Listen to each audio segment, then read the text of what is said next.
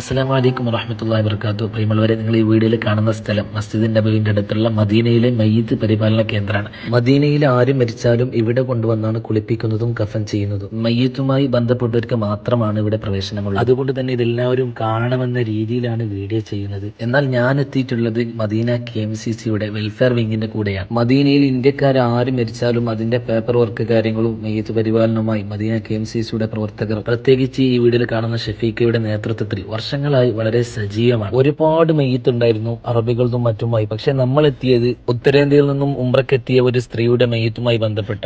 ഒരുപാട് മയ്യിത്തുള്ളത് കൊണ്ട് ഓരോ മയ്യിത്ത് കട്ടിലും ഓരോ നമ്പർ ഉണ്ടാകും. ആ നമ്പർ എഴുതിയ റെസിപ്റ്റ് നമ്മുടെ കയ്യിൽ തരും. അൽഹംദുലില്ലാഹ് അങ്ങനെ അത് കിട്ടി. മയ്യിത്ത് കുളിപ്പിക്കലൊക്കെ കഴിഞ്ഞു. ഇനി നമ്മൾ ഇലക്ട്രിക് വണ്ടിയിൽ മയ്യിത്തുമായി മസ്ജിദിന്റെ നബവിയിലേക്കാണ് പോകുന്നത്. ഇവിടെ ഒരുപാട് ഇലക്ട്രിക് കാർ കാണാൻ സാധിക്കും. ഇതൊക്കെ മയ്യിത്തുമായി പോകുന്ന വണ്ടികളാണ്. അങ്ങനെ നമ്മൾ മയ്യിത്ത് വണ്ടിയിൽ കയറി പള്ളിയിലേക്ക് പോവാണ്. പ്രത്യേകിച്ച് ഇന്ന് വെള്ളിയാഴ്ച ദിവസവും കൂടിയായിരുന്നു. നല്ല തിരക്കുണ്ടായിരുന്നു. നമുക്കറിയാം, വെള്ളിയാഴ്ച ദിവസം ഹറമിൽ പള്ളിന്റെ ഉള്ളിലേക്ക് പ്രവേശിക്കണമെങ്കിൽ അതിരാവിലെ തന്നെ പോകേണ്ടതാണ്. അൽഹംദുലില്ലാഹ് ഏറ്റവും വലിയ ഭാഗ്യം മയ്യിത്തുമായി പോകുന്നത് കൊണ്ട് തന്നെ ഇമാമുകളൊക്കെ പോകുന്ന ആ പച്ചക്കുബയുടെ താഴെയുള്ള പ്രധാന കവാടത്തിലൂടെയാണ് നമ്മൾ പോകുന്നതും മയ്യിത്ത് കൊണ്ടുവെക്കുന്നതും. അങ്ങനെ അതിലൂടെ പ്രവേശിച്ചു കഴിഞ്ഞാൽ പിന്നെ നേരെ റൗളയുടെ തൊട്ടിപ്പുറത്തുള്ള ഭാഗത്താണ് മയ്യിത്തുമായി ബന്ധപ്പെട്ടവർക്ക് ഇരിക്കാനുള്ള സ്ഥലമുള്ളത്. റൗളയുടെ ഭാഗമായ ആ മിമ്പർ ഇങ്ങനെ കണ്ടുകൊണ്ട് ജുമാക്ക് ഇങ്ങനെ കാത്തിരിക്കുകയാണ്. എന്റെ ഇപ്പുറത്തുള്ളത് റാഷിദ് അലി ഉസ്താദാണ്. ഉസ്താദാണ് എന്നെ കാര്യമായിട്ട് ക്ഷണിച്ചത്. അങ്ങനെ ഇമാം ഖുതുബ നിർവഹിക്കുന്നത് നേരിട്ട് കാണാനൊക്കെ സാധിച്ചു. അൽഹംദുലില്ലാഹ് അങ്ങനെ ജുമാക്ക് കഴിഞ്ഞു, മയ്യിത്ത് നിസ്കാരമൊക്കെ കഴിഞ്ഞു. ഇനി നമ്മൾ മയ്യിത്ത് ദഫൻ ചെയ്യാൻ വേണ്ടി ജന്നത്തുൽ ബഖയിലേക്കാണ് പോകുന്നത്. പോകുമ്പോൾ ഒരു വണ്ടിയിൽ തന്നെ 2 മയ്യിത്തായതിനാൽ അവരുടെ ആളുകളും വണ്ടിയിൽ കയറിയത് കൊണ്ട് തൂങ്ങിപ്പിടിച്ചാണ് ഞാൻ പോകുന്നത്. അതേപോലെ തന്നെ ഒരുപാട് ആളുകൾ ഈ മയ്യിത്ത് വണ്ടിയുടെ പിന്നാലെ ചാടി കയറാൻ നോക്കുന്നുണ്ട്. കാരണം അത്രമാത്രം മഹത്തുള്ള കാര്യമാണ് മയ്യിത്ത് പരിപാലനം എന്നുള്ളത്. റസൂലുള്ളാഹി അലൈഹി വസല്ലം തങ്ങൾ പറഞ്ഞത് ഉഹദ് മലയോളം പ്രതിഫലമുണ്ടെന്നാണ്. അങ്ങനെ നമ്മൾ ജന്നത്തുൽ ബഖയിലേക്ക് പ്രവേശിച്ചില്ല. എത്രമാത്രം ഭാഗ്യം ചെയ്ത ആളുകളല്ലേ ഇന്ന് മരിച്ചവർ. എന്തൊരു നല്ല മരണം! വെള്ളിയാഴ്ച ദിവസം മദീനയിൽ മരിക്കുക. സല്ലല്ലാഹു അലൈഹി വസല്ലം തങ്ങളുടെ തിരുസന്നിധിയിൽ ജുമാക്ക് പങ്കെടുത്ത ലക്ഷക്കണക്കിന് വരുന്ന മുഅ്മിനീങ്ങളുടെ മയ്യിത്ത് നിസ്കാരവും ജന്നത്തുൽ ബഖയിൽ അന്തിയുറങ്ങാനുള്ള ഒരു ഭാഗ്യവും ലോക മുഅ്മിനീങ്ങൾ